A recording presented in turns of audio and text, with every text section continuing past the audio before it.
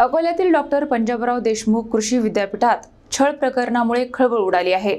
एका स्थायी चौकीदाराने सुरक्षा पर्यवेक्षकावर मानसिक, शारीरिक आणि जातीवाचक छळाचे गंभीर आरोप करत आत्मदहनाचा इशारा दिला आहे। अकोल्यातील डॉक्टर पंजाबराव देशमुख कृषी विद्यापीठात कार्यरत असलेल्या एका स्थायी चौकीदाराने सुरक्षा पर्यवेक्षकाविरोधात गंभीर तक्रार दाखल केल्याने विद्यापीठ परिसरात खळबळ उडाली आहे। तक्रारदार राजू रुपाची इंगळे यांनी कुलसचिवांकडे दिलेल्या निवेदनात मानसिक आणि शारीरिक छळ, जातीवाचक अपमान, धमक्या तसेच जीवितास धोका निर्माण केल्याचे गंभीर आरोप केले आहेत। तक्रारीनुसार संबंधित सुरक्षा पर्यवेक्षकांकडून सातत्याने अपमानास्पद वागणूक, शिवीगाळ, दबाव आणि मारहाणीचे प्रकार उघड असल्याचा दावा करण्यात आला आहे। या सततच्या छळामुळे कामाच्या ठिकाणी भीतीचे आणि असुरक्षिततेचे वातावरण निर्माण झाल्याचे तक्रारदाराने म्हटले आहे। विशेष म्हणजे यापूर्वीही अनेकदा लेखी आणि तोंडी तक्रारी करूनही प्रशासनाने कोणतीही ठोस कारवाई केली नसल्याचा आरोप करण्यात आला आहे। दरम्यान या प्रकरणाची निष्पक्ष चौकशी करून दोषींवर कठोर कारवाई करण्यात यावी, अन्यथा 1 मे महाराष्ट्र दिन आणि कामगार दिनी विद्यापीठ परिसरात आत्मदहन करण्यात येईल असा गंभीर इशारा तक्रारदाराने दिला आहे।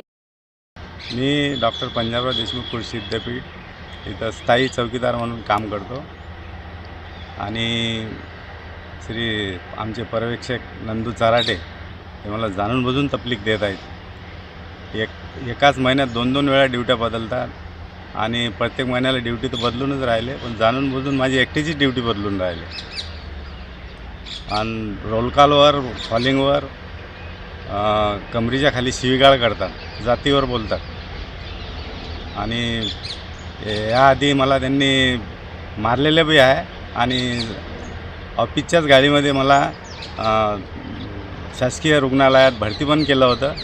त्याच्यानंतर मी त्यांची कंप्लेंटसुद्धा केली, पण त्या कंप्लेंटवर काहीही विचार केला गेलेला नाही आहे। मलाच नाही पण अशा कितीक चौकीदारांना त्यांना मारलेलं आहे आणि वरून धमकी देतात की माझी जर कंप्लेंट करसान तर मग मी तुम्हाला ड्युटीहून बंद करीन।